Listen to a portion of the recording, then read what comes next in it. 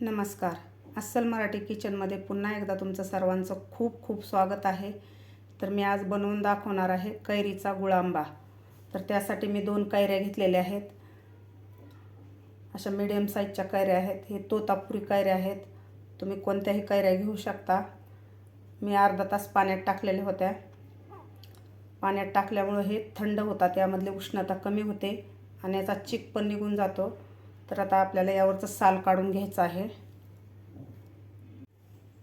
तर मी कैऱ्या एक कॉटनच्या कपड्यानं पुसून घेतलेल्या आहेत. तर याचं आपल्याला आता हे पुढचं टोक काढून घ्यायचं आहे.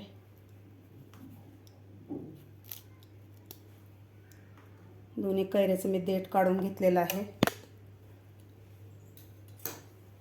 आपल्याला यावरची आता साल काढून घ्यायची आहे.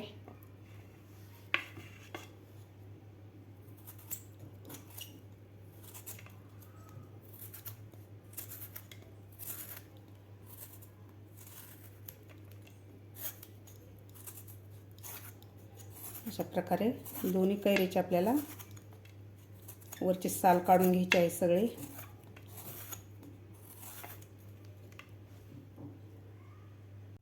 मी दोन्ही कैऱ्याची साल काढून घेतलेली आहे. तर आता आपल्याला खिसून घ्यायच्या आहेत कैऱ्या.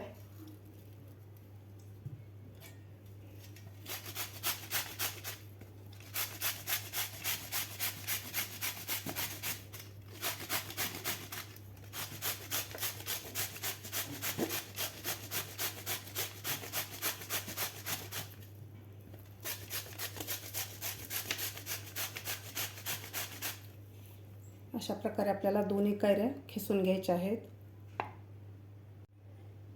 इथं मी दोन्ही कैऱ्या खिसून घेतलेल्या आहेत. या वाटीनं 2 वाट्या खीस झालेला आहे. तर मी 1.5 वाटी गूळ घेतलेला आहे. तुमच्या आवडीप्रमाणे गूळ घालू शकता.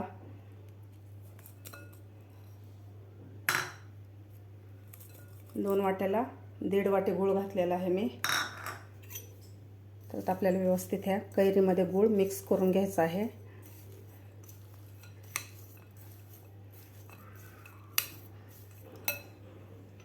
यामध्ये घालायची आपल्याला वेलची पावडर. त्यानंतर मी 3 लवंगा आणि 2 दालचिनीचे छोटे तुकडे घेतलेले आहेत, ते घालायचे आहेत आपल्याला. आता आपल्याला हे व्यवस्थित मिक्स करून घ्यायचं आहे.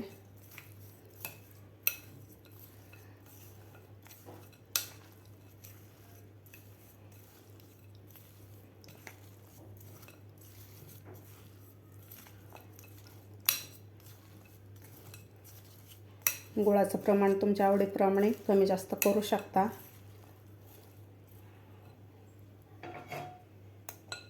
आता आपल्याला हे मिश्रण एका कढईमध्ये घालून घ्यायचं आहे.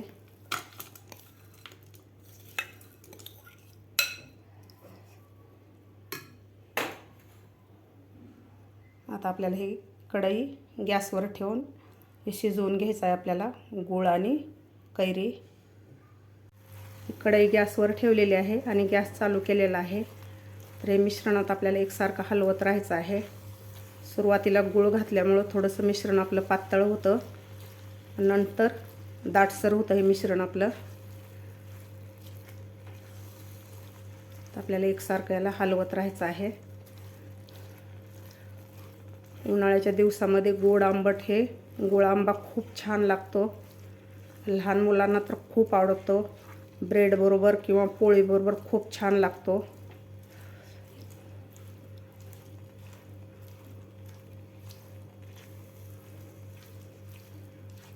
तुम्ही हे भरपूर प्रमाणात करून हे वर्षभर सुद्धा तुम्ही स्टोअर करू शकता. मुलांच्या टिफिनला किंवा पोळी बरोबर देऊ शकता मुलांना. आपलं मिश्रण थोडंसं पातळ झालेलं आहे.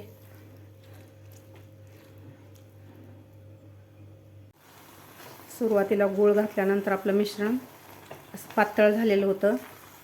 नंतर 5 ते 7 मिनिटांनी आपलं मिश्रण असं दाटसर झालेलं आहे. यामध्ये घालायचं आहे आपल्याला 1 चमचा साजूक तूप.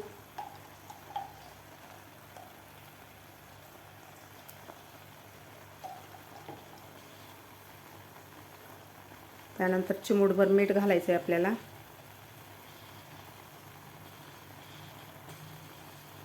आणि थोडंसं केशर घालायचं आहे आपल्याला. यानं कलरसुद्धा छान येतो आणि टेस्टसुद्धा छान लागते केशरनं. परत एकदा आपल्याला व्यवस्थित हे मिक्स करून घ्यायचं आहे. आपल्याला आणखीन 2 ते 3 मिनिट याला परतून घ्यायचं आहे. केशर, तूप आणि मीठ घातल्यानंतर आपण 3 ते 4 मिनिट याला परतून घेतलेलं आहे. असं दाटसर झालेलं आहे आपलं मिश्रण. तुम्ही बघू शकता कलरसुद्धा खूप छान आलेला आहे आणि खायलासुद्धा खूप टेस्टी लागतो हा गुळ आंबा.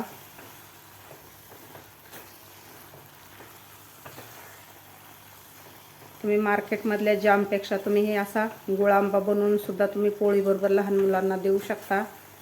मुलं आवडीनं खातात आणि पौष्टिकसुद्धा राहतो. तर आता आपला गुळ आंबा तयार झालेला आहे. तर आता आपण गॅस बंद करून खाली काढून घेऊया आणि थोडंसं आपण याला थंड करून घेऊया.